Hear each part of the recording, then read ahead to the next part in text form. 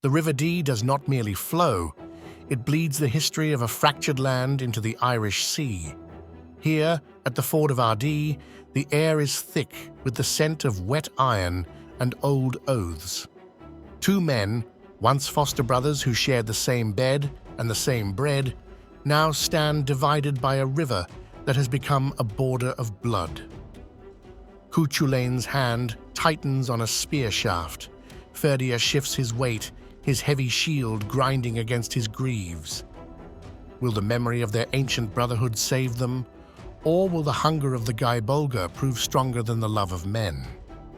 To understand the blood at the ford, one must understand the bulls, for this is a war born of a cosmic rivalry that predates the world of men. They were Fruch of Munster and Rucht of Connacht, keepers of pigs for the lords of the Saida. They fought across the centuries, shifting shapes from birds to beasts to waterworms, seeking a victory that fate would not grant. At last, they were reborn as the two great bulls of Ireland, the Táin Bó Cúailnge, the brown bull of Ulster, and the Finn Benach, the white-horned of Connacht. This white beast, the Finn Benach, deemed it beneath his dignity to be owned by a woman. His defection to King Ailill's herd left Queen Medb's fortune lessened in the eyes of the law.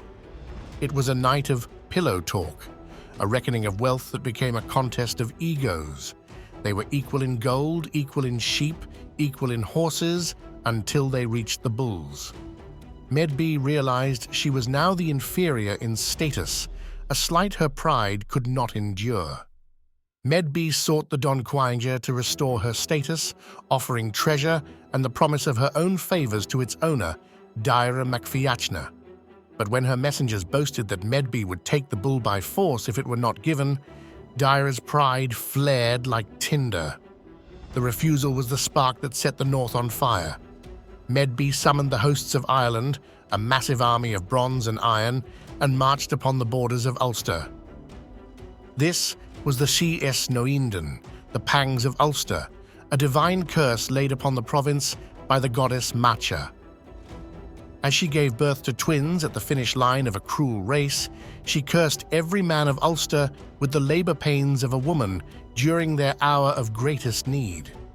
At 17 years of age, the youth Cú Chulainn was the only man fit to defend the land, for his father was not a mortal man of Ulster, but the godlug of the Long Arm.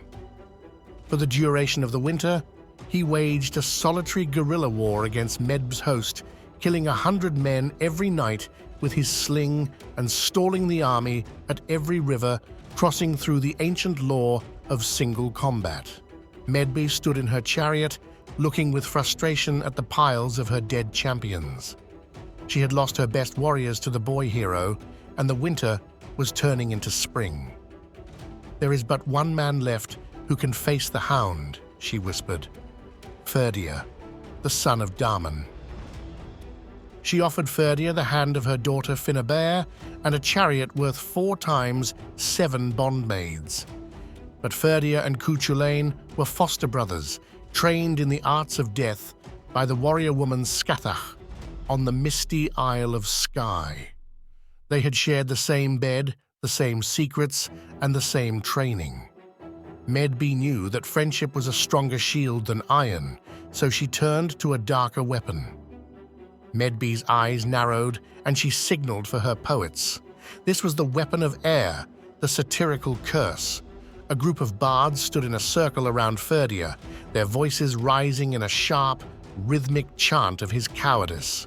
In the world of the Gael, a poet's satire could raise physical blisters of shame on a warrior's face, destroying his honor. "I will go," Ferdia said, his voice like the grinding of stones. "I will meet the hound at the ford."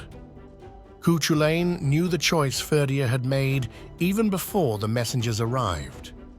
"Rest well this night," his foster father Fergus told him, his voice heavy with sorrow. "For tomorrow you face the Hornskin, the man who was your brother." Cú Chulainn looked into the fire, the orange light dancing in his young eyes. "I do not fear his strength," the youth replied. "I fear the ending of our song."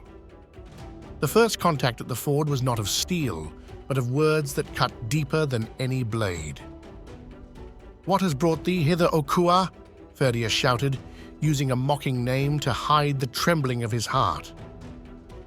Cú Chulainn's face was a mask of stoic grief.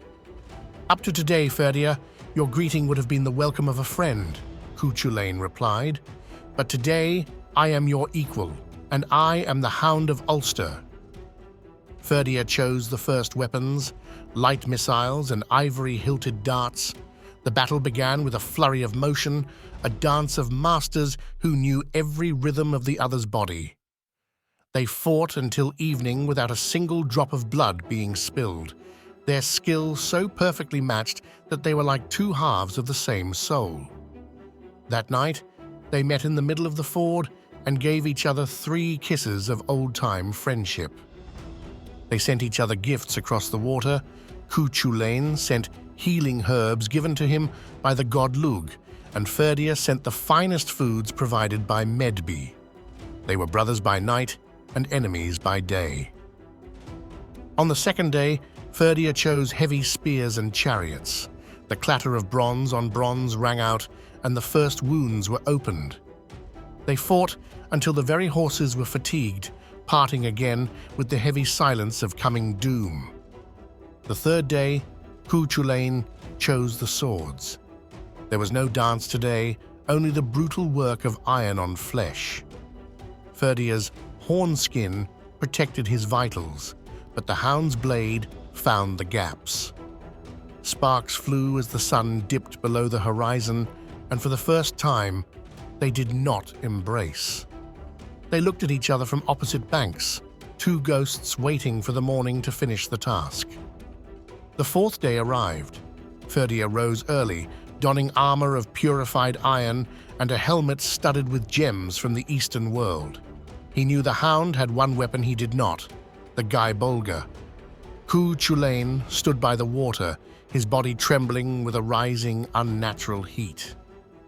He told his charioteer Laeg, "If you see me faltering, taunt me, call me a slave, rile me until the rage consumes me." They met in the water. Ferdia caught him on his shield and tossed him into the river like a child. The Bocanachs and Bananachs, the shrieking demons of the air, screamed from the rims of their shields as the water of the Dee was cast out of its course by the fury of their struggle. It was then that the first warp spasm seized Cú Chulainn, making him into a monstrous thing, hideous and shapeless. His muscles bulged into knots the size of a warrior's fist. His eyes shifted, one sinking deep into his skull, the other falling out onto his cheek. His mouth stretched from jaw to ear, and a spout of black, smoking blood erupted from the center of his skull. He towered over Ferdia, a shapeless thing of raw destruction. "The Gáe Bolga!" he shrieked. Laeg launched the spear into the river. It floated downstream like a dark, living thing. Cú Chulainn caught the spear in the fork of his foot and kicked it upward into Ferdia's body. Ferdia gasped, the light leaving his eyes as he fell into the arms of the monster who was his brother. The spear splintered inside his body, filling every joint with barbs. "It is enough," Ferdia whispered. "I die by that." He slumped into the red water, and the battle was over. But Cú Chulainn did not return to normal. The aftermath was a silence that felt heavier than the battle. Cú Chulainn lifted the massive body of Ferdia and carried it across the ford to the northern bank, laying him down on Ulster soil. Fergus and the exiled warriors watched from the ridge in a silence so profound it seemed to stop the wind.